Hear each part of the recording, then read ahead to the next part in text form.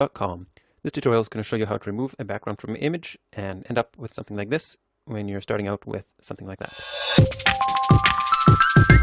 So it's best to start out with a simple as background as possible. You can do it with a busier background, but you'll just end up doing more picky work. So first thing you need to do is add a background to your photo. So I'm going to go and grab a photo. These photos are available on realstockphotos.com and you can get them for $5 or you can get them on twitterbid.com. All right, so first you find your background and you can just drag and drop it into Photoshop.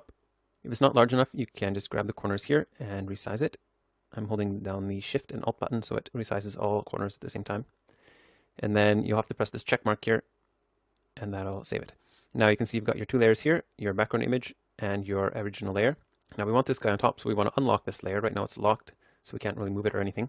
So we're going to grab this lock, just click and drag and put it in the garbage bin. So now this is a regular layer and we can drag and drop it on top of our background. All right, so isolating this guy from the background. The first step, I'm going to grab the magic wand with the W button.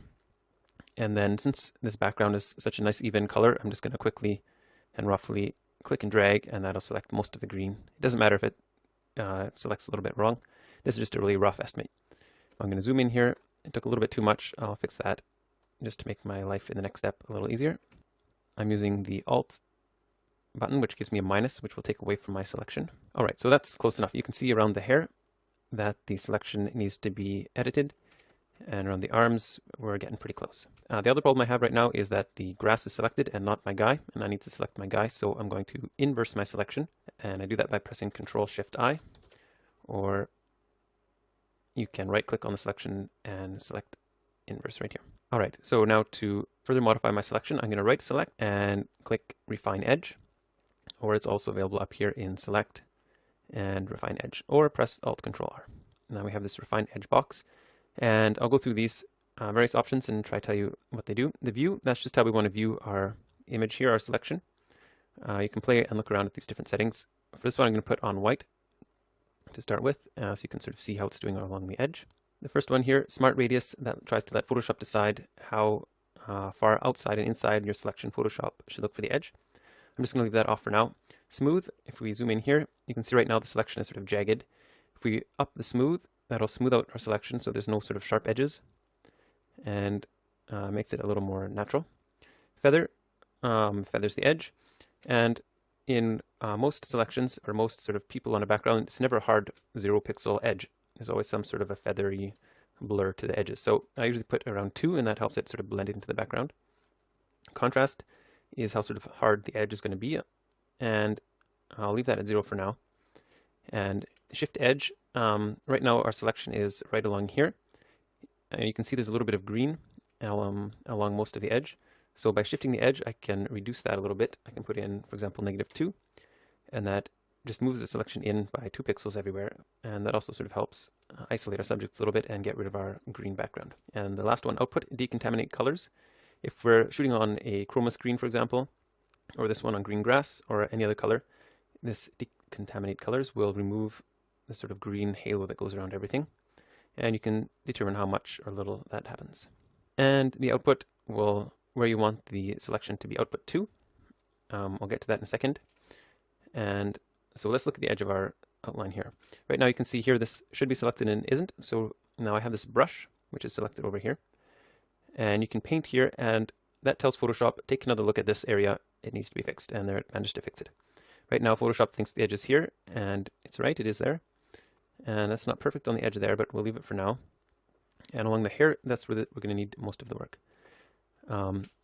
It's not selecting here, and there's lots of hair outside here that needs to be selected. So I'm going to change the view first, so I can see where to modify the edge. And I'm going to show everything with Reveal Layer. And now I'm going to paint, and I'm going to add to the edge, or the area that Photoshop looks at when determining the edge. And so it can study all this, and it'll add that to the selection. You can't really see what's going on now. Perhaps I'll turn on the marching ant so you can see how it's sort of adding it. If you want to see how wide your edges are everywhere, you can click this Show Radius, and that'll show how much is sort of being determined in your selection. So right now here, nothing extra is being added to our selection, and up here, all this hair is going to be added to our what's determined as the edge. So I'm going to paint all this around the hair and add that to the selection.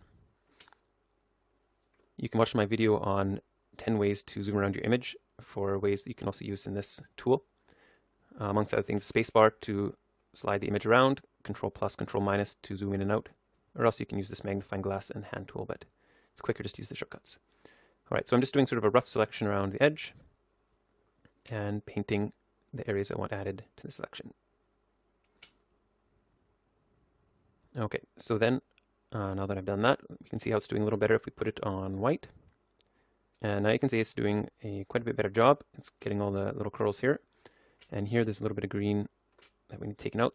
So I'll add that to the selection. And that managed to gobble it up. A little bit here I think is missed.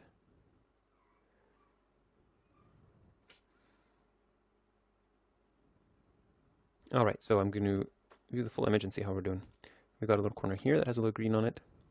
So I'll add that to the evaluated area. Photoshop managed to get it.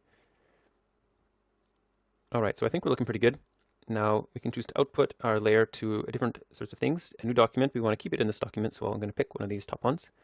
Either a new layer or a new layer with a layer mask. Since I want to work on the layer mask a little more and have more control, I'm going to put it to a new layer with layer mask and click OK. Now you can see here's our original layer, layer 0, and now our new layer here with a copy. Now to get rid of these sort of halo light areas around the hair, we want to use the burn tool. So you can press O or go over here and select burn tool, and then make sure you're working on the layer mask and not on the image or something else. So just click on the layer mask, and if you're not sure how layer masks work, watch a tutorial on those. You'll learn a lot and save a lot of time in Photoshop. And then up here you've got some burn tool settings, and put the exposure on 50% and the range, work on the shadows. So the reason this works is because there's lots of sort of gray tones in our layer mask, that's sort of halfway masking. And when you burn it, you make those areas black. And so it's 100% masking. So we can just burn and sort of make those areas more contrasty. If we were in the previous tool, Refine Edge, this is sort of bumping up the contrast setting, but doing it for just specific areas of the photo.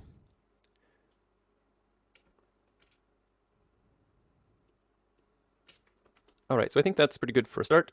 And one other thing you can do, this background is really sharp because it was a landscape image to start with. So I'm going to blur the background a little bit just to make it look a little bit more like a portrait. So I'm going to click on my background and then go to Filter, Blur, and then I'll just add a Gaussian blur. And I'm going to put it up at, say 15 pixels. And there you have it, a guy isolated, and that's all there is to it. Check out more tutorials on tutorvid.com.